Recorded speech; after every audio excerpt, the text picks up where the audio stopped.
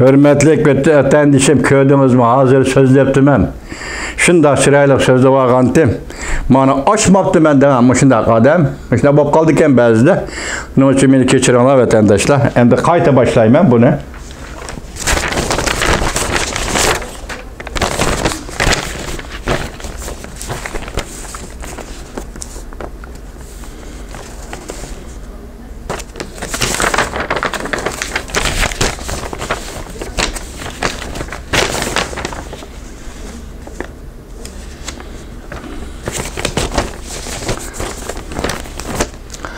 Hürmetli vatandaşlık şiirlerimiz davamlaştırmaz.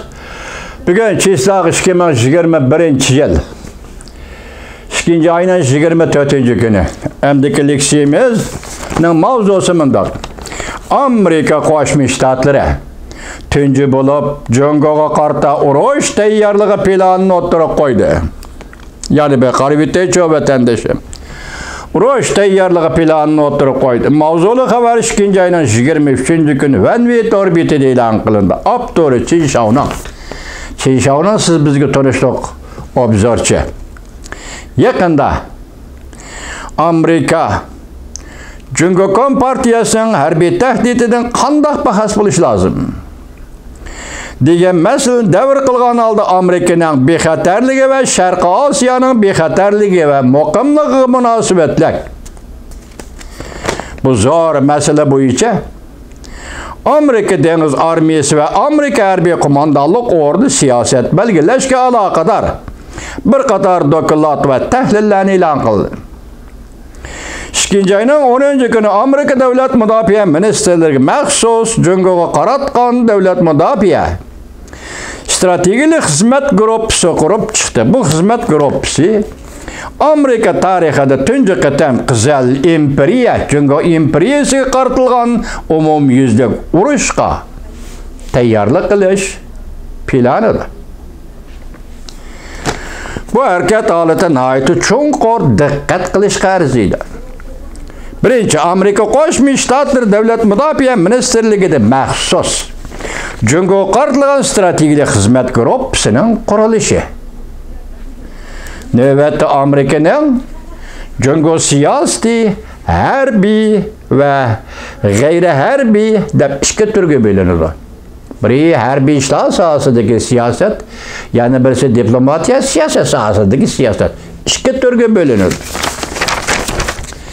Ko'plagan xalqaro matbuotlar diplomatiya, siyosat va iqtisod qatlamidan Amerika Jongo munosabatining kelgusi o'zgarishini tahlil qilib keldi. Yani bir tarafdan Jongoning Amerikaga harbiy tahdid paydo qilishidan kelib chiqqan ikki davlat munosabatining yomonlashishi hamda bu xil vaziyatning Hind-Tinch okean rayon davlatlariga elib kelgan zarbasiga sal qaradi. Neticede ikki davlatning harbiy qarshilashishining yer shari iqtisodiga va xalqaro siyosiy munosabatlar ko'rsatadigan ta'sirini tuvan mo'lcharladi. Diplomatik söz iboralarning ikki taraf munosabatidagi amaliy rolini yuqori mo'lcharladi. Masalan, harbiy ishlarga diqqat qilmasangmi, diplomatiya ishlari hal bo'ladi dedi. Hozir diqqat qiling bu nuqtaga. Mushuni sizib qo'yaymi vatandosh? Muhokama qilamiz.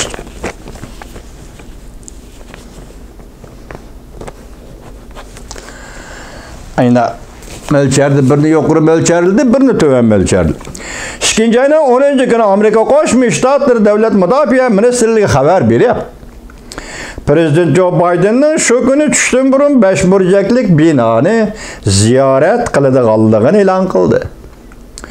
Ve Davlat Mudofaa Ministrligida shtab boshliqlari yig'inida har qaysi armiya xillari va harbiy istixborot bo'limlari 15 kishilik maxsus Jongoga qaratilgan Davlat Mudofaa strategik siyosat belgilash guruhi qurilganligini e'lon qildi.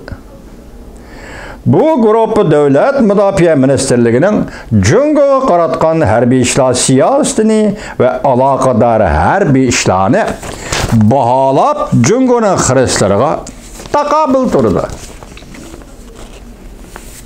Davomini anglaysiz, hurmatli vatandosh.